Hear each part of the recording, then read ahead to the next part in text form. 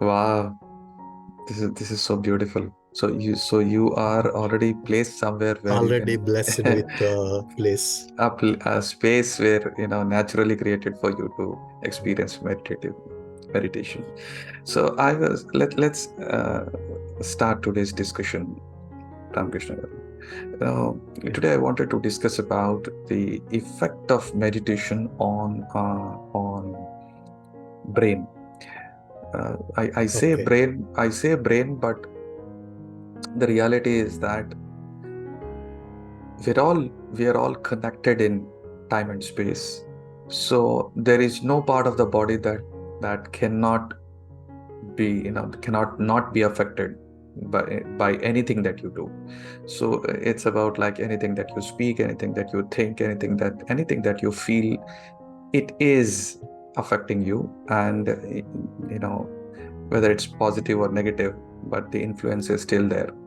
But s- talking scientifically, when it comes to biology of your body, and I would love, I just remembered that there is something that happened to me in 1997, and I wrote about this in my book, where I shared about, you know, a few things about my near death experience and Okay. how it led me to meditation.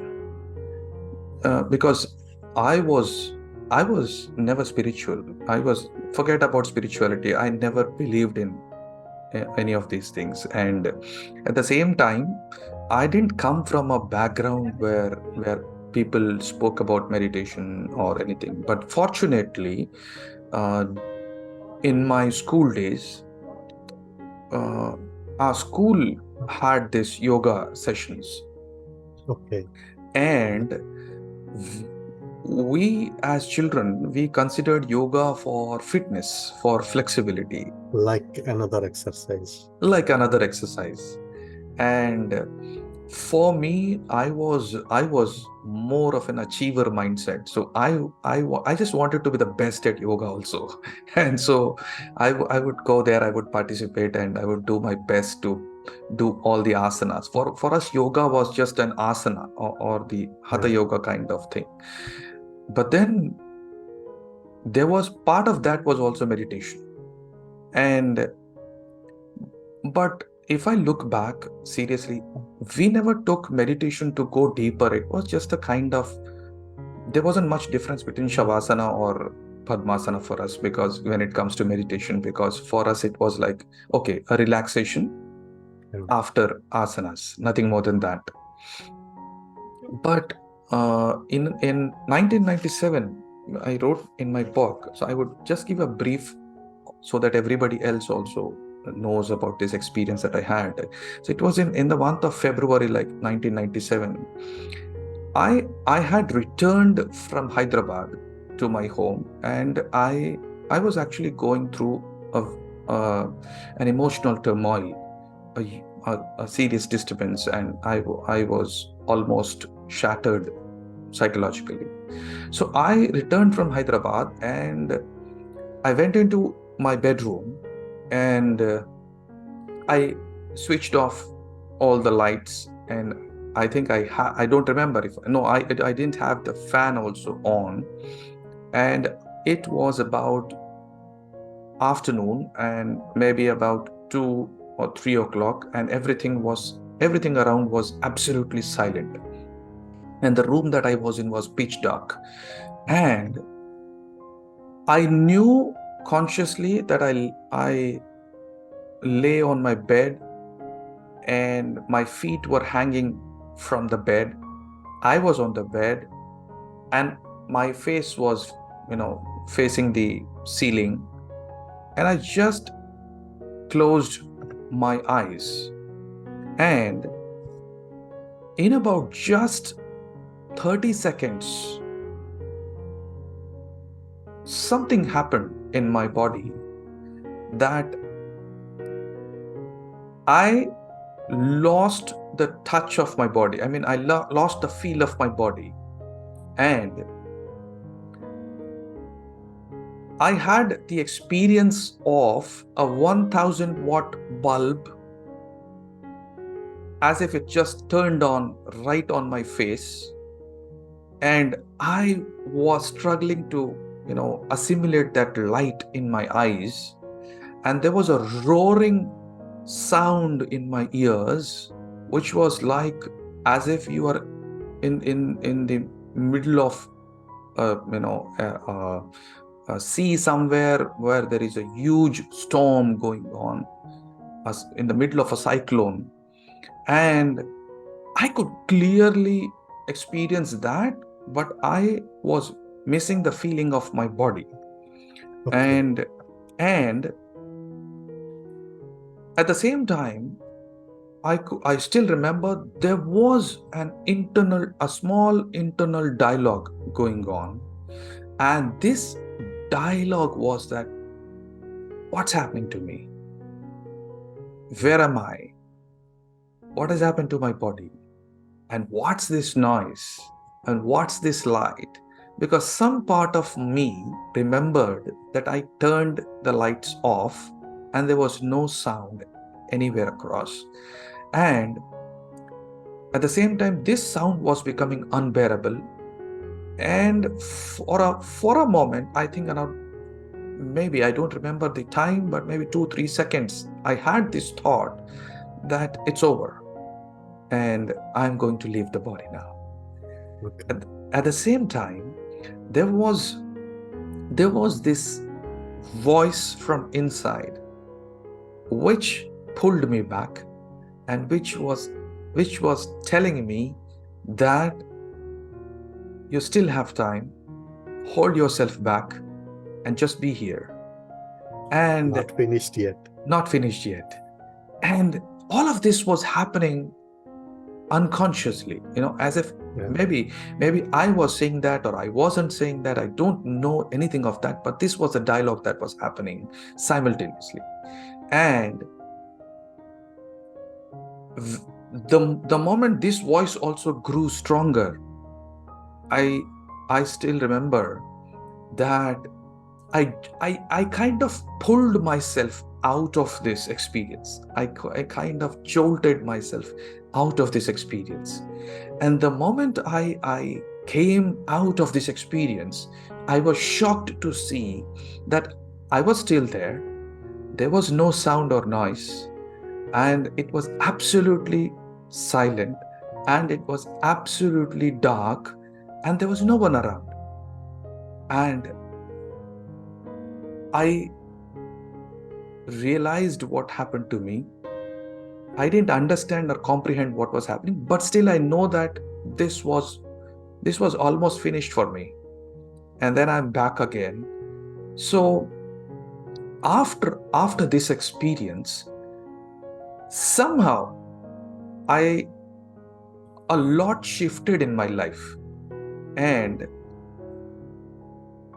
in a series of things, I then came across this amazing book that transformed my life, which is an autobiography of a yogi by Paramhamsa Yogananda. And I don't know, I never used to read such kind of books, and especially the book was in Telugu. And for me, Telugu speaking was, I was very new then, I was just learning. And for somebody who is a novice Telugu reader to read this big book on yoga, which made no sense in Telugu language for me, I know it was a huge thing. But then, I don't know how deeply it interested me that I devoured everything in that book. I read everything in that book. And I knew that what had happened to me had something to do with this book and the experiences that the other yogis and Paramahamsa Yogananda was talking about. And it was something to do with Kundalini. And in the following days, I started attracting people who would talk about yoga, who would talk about meditation, who would talk about paranormal things, who would talk about, therapies, energy therapies, who would talk about breathing exercises and breath work. So much happened. But I was still confused as to what has happened to me in my body. So one day, I thought I have to move out of home, of my house. I have to go somewhere and to find out, I might come across people who will help me understand what happened to me. So I told my dad that I'm going to Hyderabad and I don't know where I'm going, but I'm just going. And that's what I still believe. That's what happens when you just step out and you move into action. The universe somehow conspires to help you and support you. And I took some money from my dad and I went to Hyderabad. I didn't know where to go, so I landed in a temple. That Birla temple. And it wasn't that I wanted to visit Birla Temple, because I when I had already experienced Ramakrishna's mission, or anything else. Sorry, Ramakrishna mission I had not experienced yet.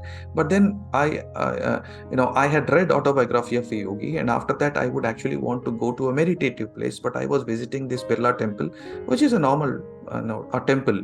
So I went there, and I was going around, and but then I was expecting something. I was expecting that something is going to happen. And I deep down had this feeling that something is going to happen. So I went into that bookstore and I was walking around looking at the books. And all of a sudden, a book caught my attention. And I didn't know what it is about. I just read the title. I never had heard this word. And this word was Kundalini. And I picked that book up and I opened the book.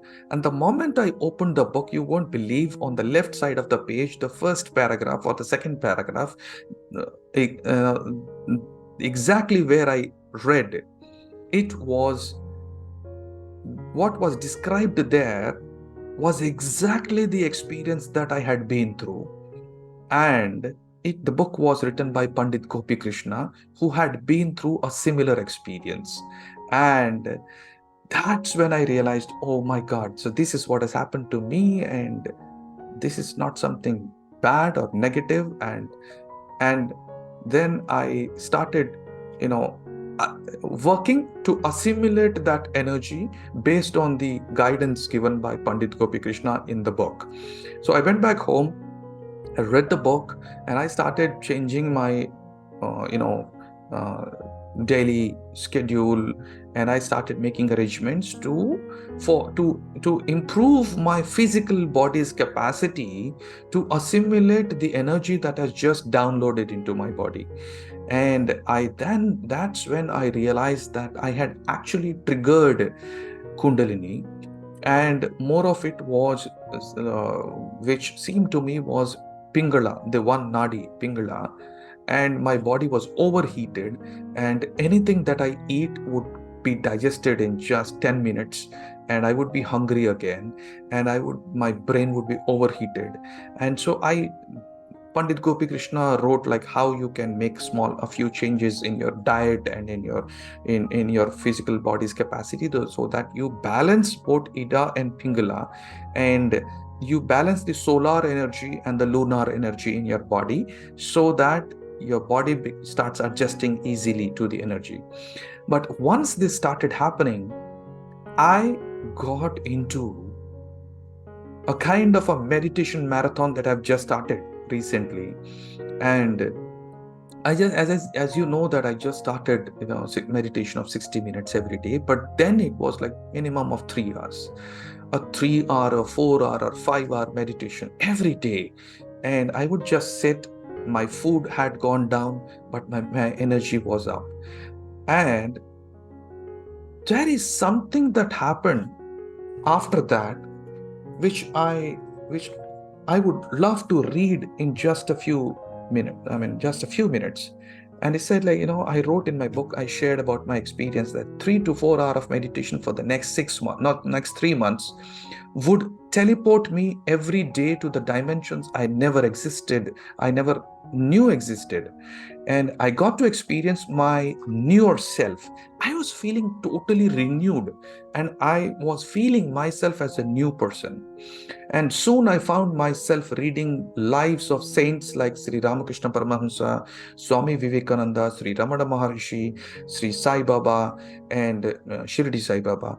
And I began devouring literature by Sri Aurobindo, Annie Besant, J. Krishnamurti, Osho, Meher Baba, Paramahamsa Yogananda, etc., mining for some unknown validation for the experiences I had been through. For the next 3 months, I went around searching for the explanation for what had happened with me. I scoured across books, literature, and people, and they would initiate me to the different dimensions of life.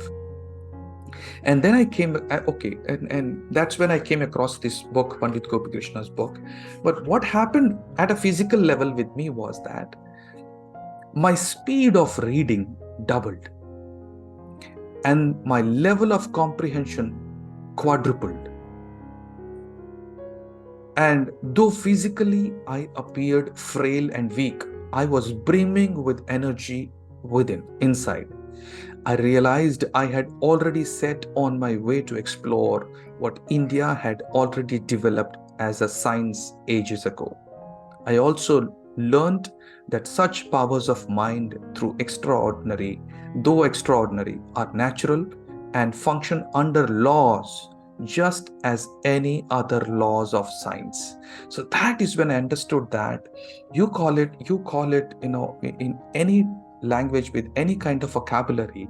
I understood that our biology is built, designed for access to all of these energies. And I started working and learning on them, but it was much later that I understood the scientific perspective of that how your brain has evolved over a period of time, and how your brain also can be can be trained to get access to everything at the moment we aren't even aware of, to the dimensions that we aren't even aware of, and to the dimensions that we don't have access to yet. Because this I believe, this brain is actually that transmitting center, the transmission tower. And on the other side, I believe we ourselves, our whole body is a transmission tower. And in that, I feel that this brain is that transmitting device, which can be prepared, which can be trained enough to get access to all these dimensions. So today I wanted to share about lives of those extraordinary people who have created amazing value for this world in the physical dimension, to share about what are their insights and what have been their daily schedules in their personal lives, that they created this massive work on the outside, and what were their personal spaces like, where did they created this deep work. And also then going and sharing a bit about uh, what happens exactly in your brain when you meditate, and what changes in your brain, so that everybody understands that you can even do it consciously. You can create this consciously, and we can train ourselves gradually as a person, as a biology, to become accessible to everything that this universe has to provide, with this simple step of action in the form of meditation. So let me share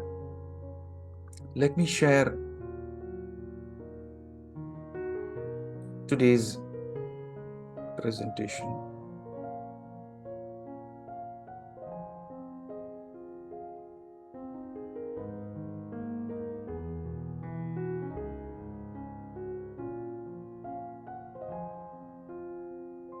Is it visible? Yes. Yeah. Visible and clear. So week two, Yeah, it's visible. yeah, thank you so much. Uh, and week two, as I said, is about meditation and brain chemistry to understand, even scientifically, what exactly happens in us. And as I share that, I would also want to assert that or make it clear that it's not necessary that we know all these things. It's not necessary that we understand all these things. But since we are in an age where we inquire and we also need a logical justification for everything that we do, and people are used to question everything, and we also have a logical side of our brain which forces us to understand and thinks that maybe I could sit 5 more minutes if I only knew how this is actually helping me. So today we'll be going a little deeper to understand that. Now this is a statement from Viktor Frankl, the author of the book Man's Search for Meaning. And the man who went through a lot of agony during Second World War was captured, and he was a psychologist, and he was captured and tortured like thousands over. But out of that, he he he learned that there is a certain way that human beings can choose how to respond to the situation and make meaning when they don't find meaning in life. And this book, Man's Search for Meaning by Viktor Frankl, has impacted me deeply and thousands deeply. And uh, he says that between stimulus and response, there lies a space. And in this space lies our freedom and power to choose our response. And in our response lies our growth and freedom. So life is not just about reactions. Life isn't just about, outside in. Life isn't just about a reaction to something that is happening to us. But, if you look around, or if you look within also, most part of our life will live as if we are a byproduct of something that is happening on the outside constantly. And we think that if something has to change, it has to change on the outside. And that is where I believe is a victim mentality. And that's where we start talking the victim story, and we start telling ourselves, we make ourselves believe that this is not right, this is not right, he was not right, she was not. It happens. And that's what I think we call in Bhagavad Gita, we call it as Maya, the illusion. And it's the Maya always works. But if you're looking for that source of power, which is what we always are looking for, he directs us to this source of freedom, this source of power. He says that between stimulus and response there lies a space, and in this space lies our freedom and power to choose our response. And in our response lies our growth and freedom. Thank you, Kavita ji, for joining. And so the point is now we understand that we have a power of choice, and that we can consciously choose as to how to respond. And fortunately, in the last 10 years and 15 years of this training world on personality development, everybody talks about you have the power to choose, you have the power to respond, you don't have to react. But the point is, it's becoming just as if a jugglery of words. And for positive thinking, experience saying that, oh yes, we can choose. The point is, it's not about we can or we cannot. The point is, how do we choose it? And that is where people struggle, and that's why people do not stick to their disciplines, because they aren't understanding that it's like a seed. And once So Ranjan, if you yeah, know, please repeat once again. What to choose and what not to choose means. See, Yeah. in the last 10 years, Shrikant, people have been talking about our power to choose. People are saying, all motivational speakers and experts, and when they get onto the stage, they tell everybody, they shout at the top of their voice. That's good. But what they are trying to tell us is that we have the power to choose. But how?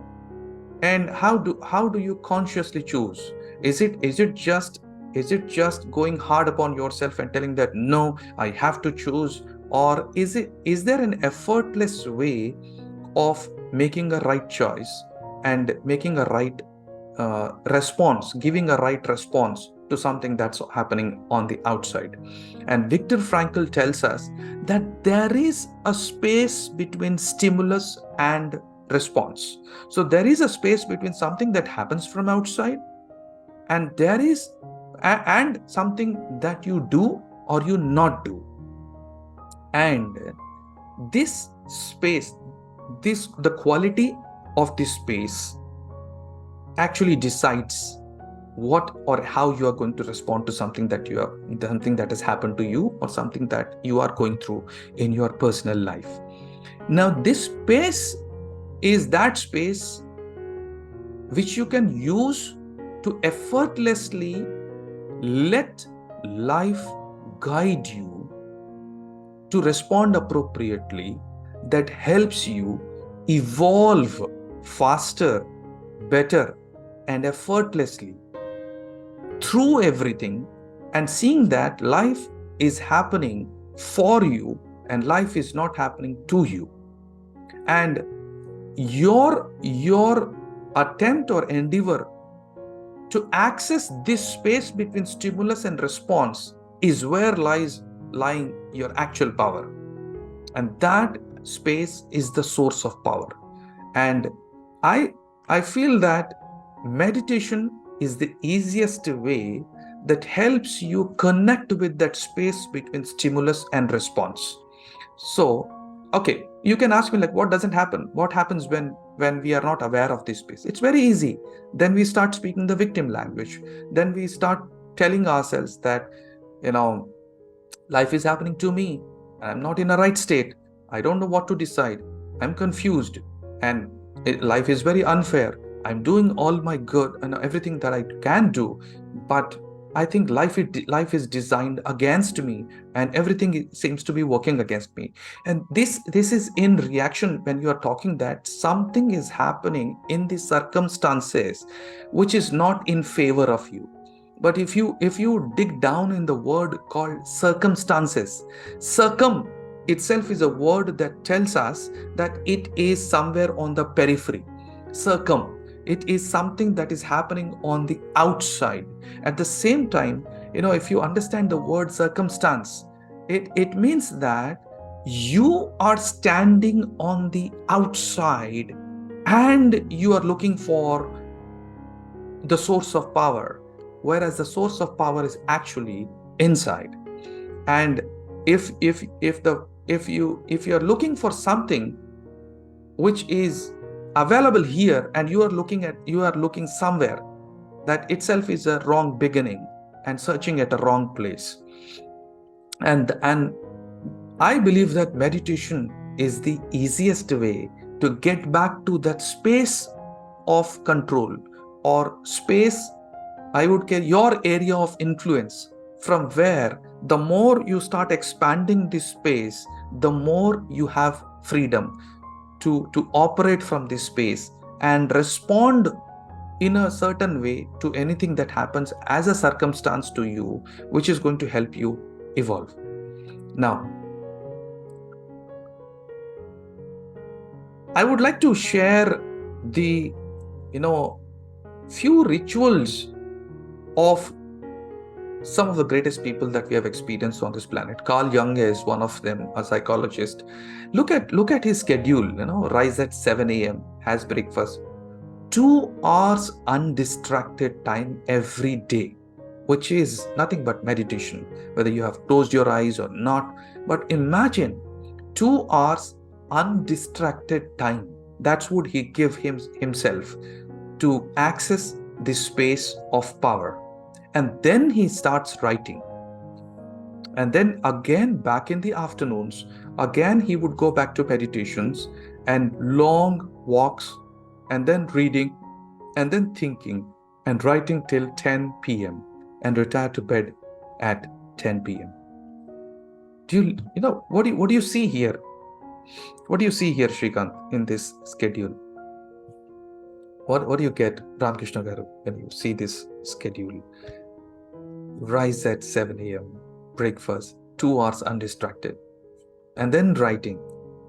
Back in the afternoons again, meditation, long walks, reading, thinking, and writing till 10 p.m. Retire to bed at 10 p.m. Carl Jung wanted to bring a new face, a new perspective to psychology, because Sigmund Freud was very established by then. And he knew that if he didn't bring something of higher quality than Sigmund Freud, he would not be appreciated in the world of knowledge. And that's why he first got to deep work. What do you see in this schedule? One is like a timing, retire bed at 10 p.m. and rise at 7 a.m. Mm-hmm. So he's having like 9 hours of sleep. Yes. He knew, he was very conscious of his well-being. And like 2 hours of undistracted writing. And he's very lucky that time we don't have any distractions like mobile phone or communication. Absolutely. Yes. And meditation afternoon. Everybody think afternoon, if they can have time, maybe go for a nap.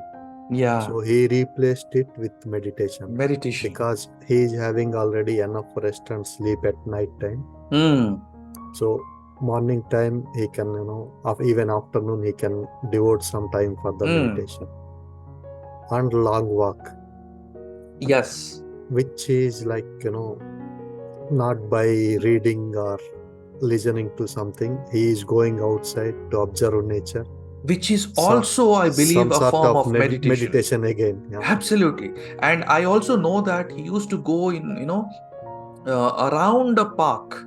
He used to go in a circular way for a number of rounds. And he somewhere he said that was the time he would get most of his profoundest ideas. And he says that was his ideation time. And he would go round and round around the park on the walking path, and he would say he got some of the brilliant ideas during game, as also became one of his meditative experience. And that's when he came back to reading, and then again thinking.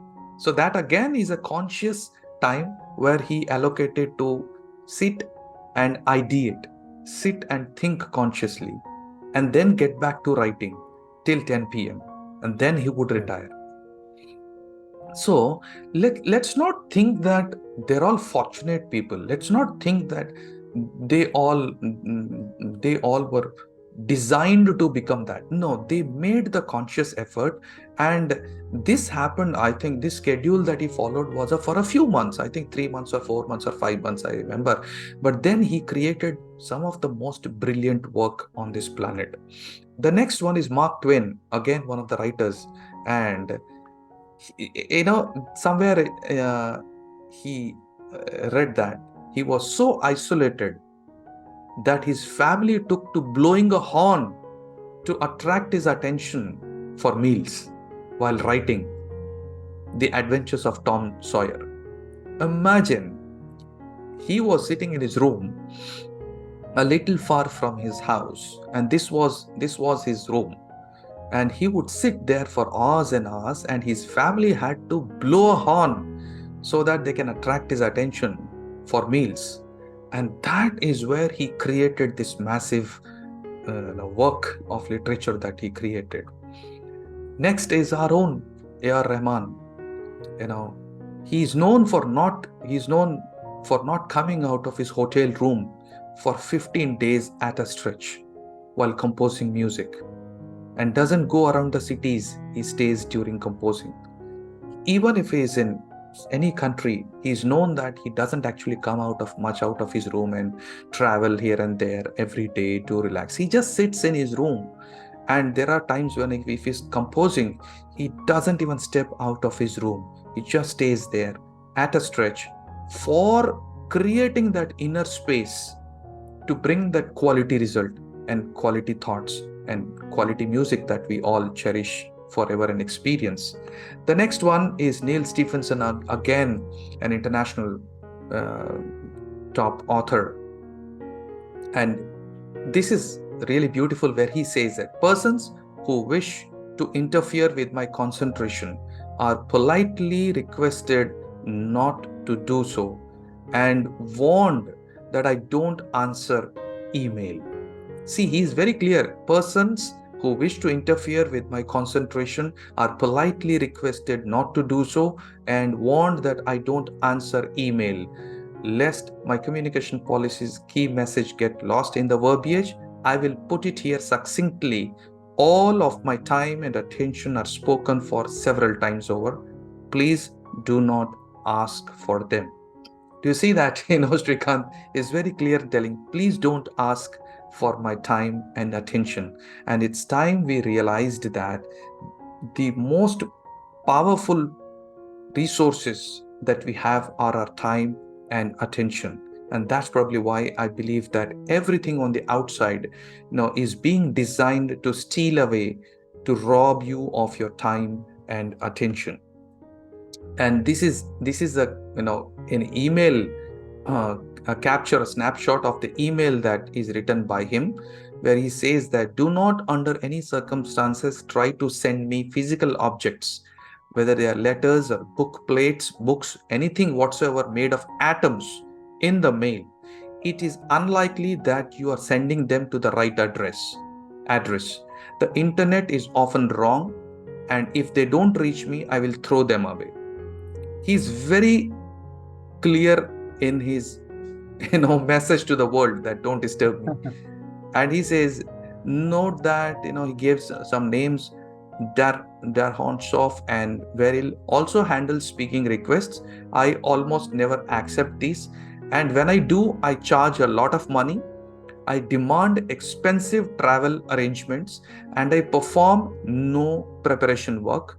I just show up and wing it. Sometimes I make special exceptions to those rules, but when I do, I always ending up regretting it.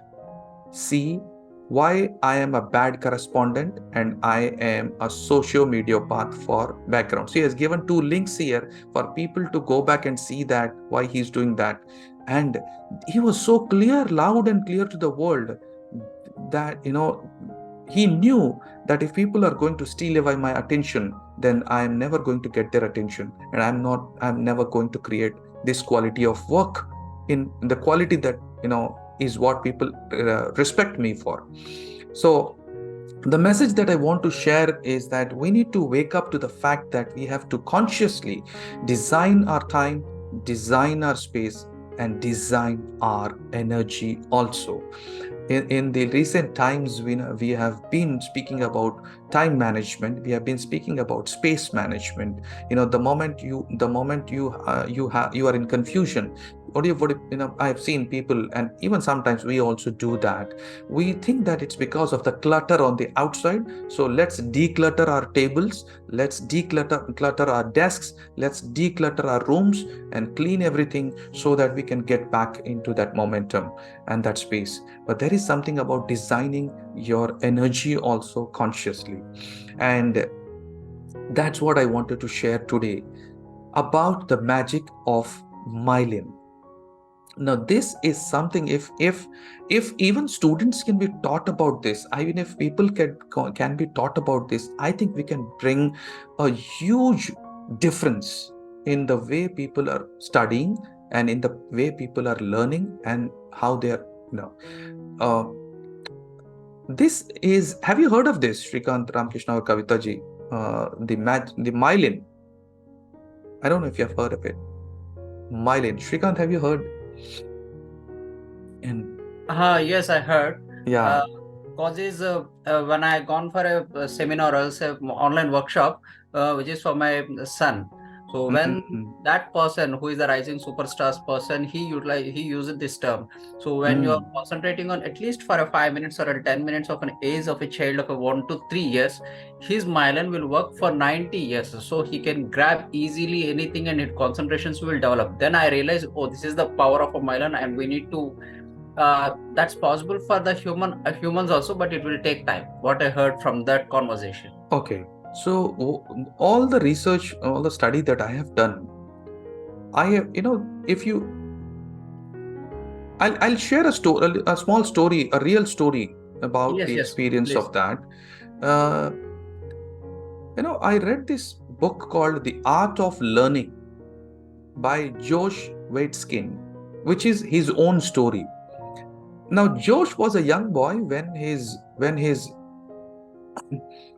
dad decided that he wanted to make him world's chess champion. And he was a young boy, and so his dad thought that he could make him participate in that sub-senior group and his age level group of 14, and he wanted to see him as a world champion. And he made him go through this practice, hours of practice of chess, that I think in a few years, by 14 years of age, he became a world champion. Now, after he became a world champion, he, after a few days, I think about 1 year, he had an idea. He thought to himself, if I could learn how to play chess and I could become a chess champion in just a few years, can I put in the same efforts of learning and become world class or world champion at something totally different and a new subject? And that's when he decided that he would become a world champion in Tai Chi, the Chinese martial art Tai Chi, in 5 years. And this was so different because the earlier thing was a mental sport, and this was a physical sport, and he had to change everything in himself. And so he decided that he would become a Tai Chi champion in 5 years. So the result is that he actually became a world champion in, I think, 3 or 3.5 years. And that's when he wrote this book called The Art of Learning. And there have been multiple books that have come later which have been written upon focus and concentration.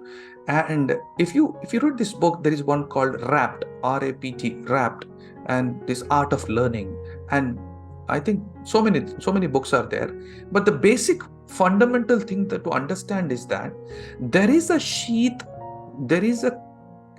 a cover on this neural pathway. You can see here in the yellow color. So anything that you learn for the first time, there is a neural connection that happens. And when it happens multiple times, a sheath develops on that neural pathway, which is like that, the layer, the wire, the layer that we have on our electrical wires, the external cover that we have on that. And the thickness of this sheet, the quality and the thickness of this sheath is what decides your ability to focus. And what I learned is that, Shrikant, it is easy for anybody to develop this. And he proved it repeatedly. And he says that if you can read or work with your fullest concentration for 3 hours every day, anything that you do, if you do it with your fullest concentration for 3 hours every day, anyone can become world class in that subject in 5 years. Now imagine this. And that's exactly what happened to me when I was doing this meditation for almost 360 hours and 3 months. In 1997, I experienced a whole new dimension, a whole new self, and whole new experience as a reader, and my comprehension levels, and the way I would read all these books, and my ability to focus for longer durations. And it's after years that I realized that this is exactly what was happening. And while there is also a little truth that after 45 and 50 there might be a little decline in your ability to get the exact results what you can get when you are in your young age. But then it's not that impossible thing, because if you are getting like 100% result when you're in your 20s, and if you're getting 90% results in your 30s, and maybe you get 80% result in your 40s or 70% in your 50s, but imagine if you are operating at a 10% level, and if you increase it to 30% level or a 40% level, imagine the quality of work that you'll be creating. Imagine the productivity going high very naturally. Imagine your capacity to comprehend and assimilate all the knowledge that you are gathering from outside, and imagine your capacity to get access, tap into that state of flow, when you just lose the sense of time around you and lose the sense of space around you, and you get deeply lost into the work that you are doing. And that is exactly where you create results like A.R. Rahman. That's exactly where you create results like all these scientists. That is exactly results where you create even if you go back to the best of the sports player like Sachin Tendulkar, you will see that there are times people have said that he used to play for 3 hours, 4 hours, even in the rainfall. He would never come out. He would be lost in his game, and he would be so so immersed in the game playing. And that is what he was doing. People looked at the outside of the game, but what he was creating was an inside of the game, and he was developing his myelin, his capacity to focus. And I believe that meditation is the easiest way to add quality and thickness to this myelin, and which adds your capacity to focus. Swami Vivekananda used to say that concentration is the best education. He used to say that if you can teach somebody how to concentrate, that's the secret of education, and he would learn everything that he wants to learn in this world. And he said, if one can be trained in focusing for a certain duration of time, I think all of us can create wonders, and all of us can learn what we learn in 24 hours, we can learn in 2 or 3 hours if we can develop this. And this myelin is the secret. And meditation, I found, is that effortless, easiest thing that can help us. And this is how it looks, when it is operating.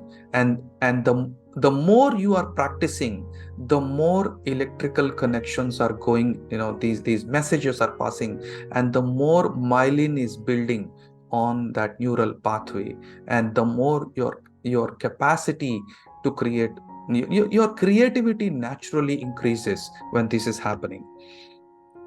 And this is something interesting that I had an insight to share, that all of us are experiencing in this world. I would call it a tunnel tragedy. You might have understood. The tunnel tragedy is like, we are all surrounded by tunnels everywhere. You have a tunnel of society, you have a tunnel of family, you have a tunnel of, everything on the outside that is happening, your circumstances, everything that is happening is like a tunnel. And if you are unaware, even for a moment, you don't know which tunnel you are sucked into. And any unconscious moment, even one split second, and you won't know that you have lost your 30 minutes and you have lost your 1 hour. You're sucked into something. And after 30 minutes, you realize, oh, I've been watching this video. And, you are just, scrolling through the videos on the internet, and you are just, investing your time, or you didn't want to do it. You consciously did not want to do it, but then it just happened, and you never knew that you got sucked into this tunnel. And I feel that Sorry, yes, I have a personal experience with this. Yeah, Shrikant. So when after some meetings and everything, I want to take a 5 minutes of a break. So in this 5 minutes, what I can do, just go for a Facebook or else go for the YouTube. Yeah. After a certain time, I killed 10 minutes to 15 minutes time. I don't know, I killed 15 minutes of my time. So means I realized personally, one by one, slowly, I realized this one, right? Yeah. We never know. And is my voice audible? Yes, your voice is audible. Yeah. So I still remember when I read this book, The Art of Learning by Josh Waitzkin. He says that the moment there was 5 minutes of gap or 15 minutes of gap between two chess games, most of the parents of their kids participating in this competition, they would make their children run from here and there and become physically active, and to get the blood pumping into their brains. But Josh Waitzkin's father would do the opposite. He would actually ask him to take a short nap and just sleep for 5 to 10 minutes. And that, he said, is the difference.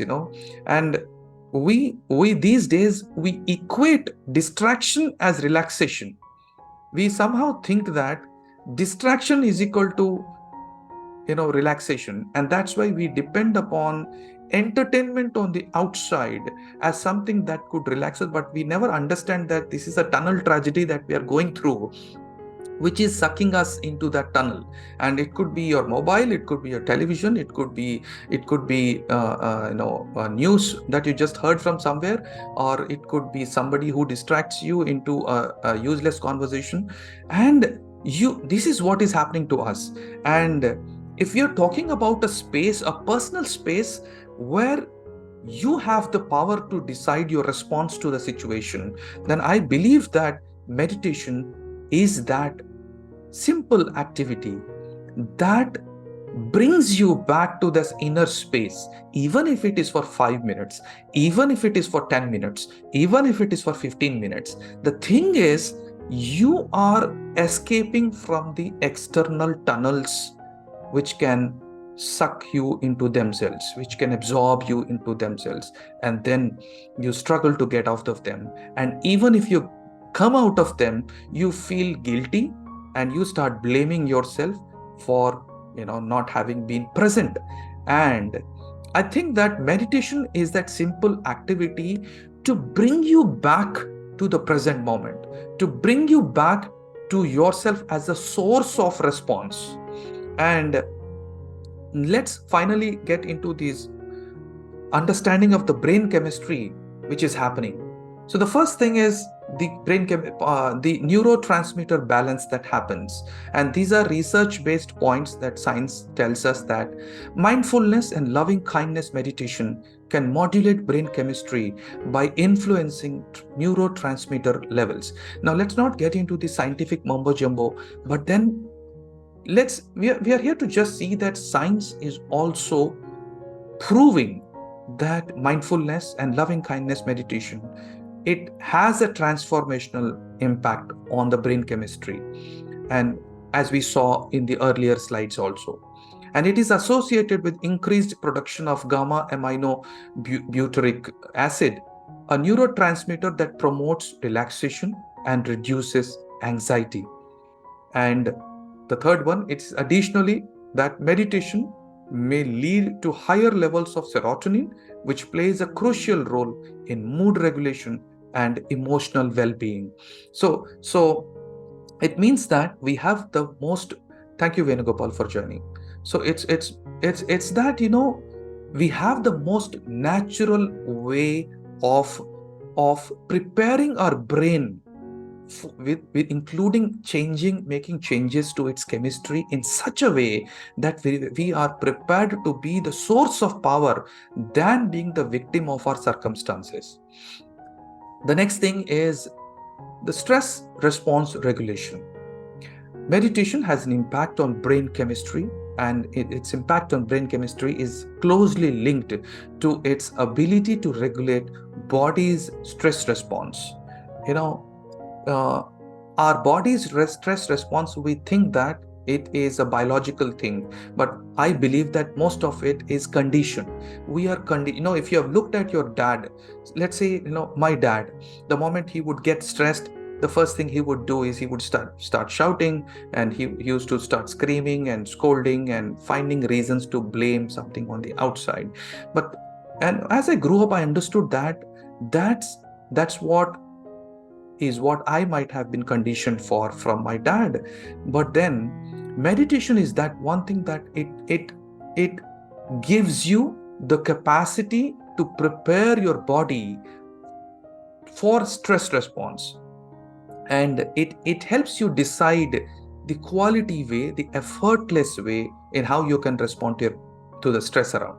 The next thing is it can reduce the release of stress hormones like cortisol, leading to a more balanced stress response, and it changes the brain's hypothalamic pituitary adrenal axis, demonstrating the role of meditation in altering brain chemistry to promote stress resilience. Do you know all the suicides and suicidal thinking that happens is because of, and I'll tell you very frankly, let's not think that we are above that. And to be very honest, even in the last 15 days ago, for a moment, twice or thrice, even I had suicidal thoughts. And I was shocked. I was surprised as to what is this? Even after these many years of this inner work, and this thought could still pass through me. And I was wondering, I just realized that it could be a moment of small, you could call it a small weak moment when the thought passes you, and it could trap you, and it could be one decision and you could kill yourself, and anyone could kill themselves. And that's probably why we see some of the most brilliant young people killing themselves. Not that they aren't aware of that, but it's just a stress response, and their brain decides that this is the best way, and they kill themselves. Imagine if we could help the younger generation also understand that meditation is the simplest and easiest way to prepare yourself to respond in a certain positive way to the stress. The next is the dopaminergic system enhancement. And it said that meditation is associated with changes in the brain's dopaminergic system, which plays a key role in reward processing, motivation, and mood. And it can lead to increased dopamine production and receptor sensitivity, and it contributes to improved mood, heightened focus, and a great sense of well-being among regular practitioners. So, the moment you are not in a good mood, the easiest thing is turn on the television or turn on your internet and mobile. Imagine how we have become prey to reward system from the outside, and which make you feel, the moment you have a message, you have put that alert sound on, and the moment there is an alert sound, you become restless. And it's designed in a way that the moment you see the message, you feel that you have been rewarded. Your brain feels that you have been rewarded, and you get trained to that sound. And after, let's say if you don't have that sound for another 30 minutes, you feel very embarrassing. You feel that, oh, by now I must have received some message. Let me see, am I sure I have not received a message? And you go back to your mobile time and again to see. But that technology is designed to steal away your attention, and meditation is the easiest. And It's also been proven that the more the screen time, the lesser your well-being. And that's exactly why the most creative people always avoided screens and brought it to the most. Even there are most experts in the world who do not respond to your emails at least 3 to 30 days. There are people I recently spoke with an international expert, and the first mail I got as a response from him was that I received your email. Thank you so much. I would definitely love to have an interaction with you. But and then that was a kind of a automated response, and said it's normally 3 days before I personally respond to my emails, and so that I focus more on what I want to create than responding to my emails. Imagine the quality of work they are focused on creating and how focused they are. And when I spoke with this expert, he also said that he spends at least 60 minutes every day, first thing in the morning, in meditation. And the next one is the endorphin release and pain perception. Meditation can trigger the release of endorphins, the body's natural painkillers, and can lead to a higher pain threshold and reduced perception of pain. Endorphin release through meditation offers insights into its potential for pain management and enhanced well-being. The moment you are in a pain, the first thing I have seen many people resorting to eating. People go back to eating, or people again going back to same things that they're addicted to, and they think that that is the only thing we can do to lower our pain. But meditation is the most natural way that can help you. This second one is the most important second point, where I got it can lead to a higher pain threshold, and the pain can be both at a physical biological level and also psychological pain. And it increases your capacity to tolerate pain. And imagine if you were 50% better from today in tolerating the pain. Imagine what kind of a better life and better experiences you would be creating for yourself, and at the same time creating for your family, for your loved ones. And the moment you are in pain, the first thing we do is we become very serious, and we the first people to bear that are our family members, and we pretend as if and even pain has been equated by hard work. And this is imagine if your pain is equated with hard work, what would you talk about the Olympic champions? What would we talk about the people working in farmers and hot sun in the construction field, the people who are working? Then what about their pain? And imagine it's our capacity we need to change, not something about the pain. And meditation is the easiest and the simplest way which can help you increase your pain threshold, both physical and psychological. And I think this is the last one: neuroplasticity and structural changes. And in a meditation, the long-term practice has been linked to structural changes in the brain, a phenomenon called as neuroplasticity. It can increase the density of gray matter in regions associated with attention, emotional regulation, and sensory perception. And structural changes are closely intertwined with alterations in brain chemistry, reflecting the intricate interplay between meditation, brain plasticity, and neurotransmitter balance. So meditation is that one thing that structurally prepares your brain to be flexible enough to evolve through everything that is happening, instead of becoming a victim to everything that is happening. And it is that simplest thing that is available to us. Now, let's not talk about 20 minutes of meditation or 2 hours of meditation. It is even 5 minutes of meditation will leave you evolved and better equipped to address life and to address every situation that you are going through. So, thank you. Thank you so much for joining today, and it was amazing to have you. Right. Today, really a great session.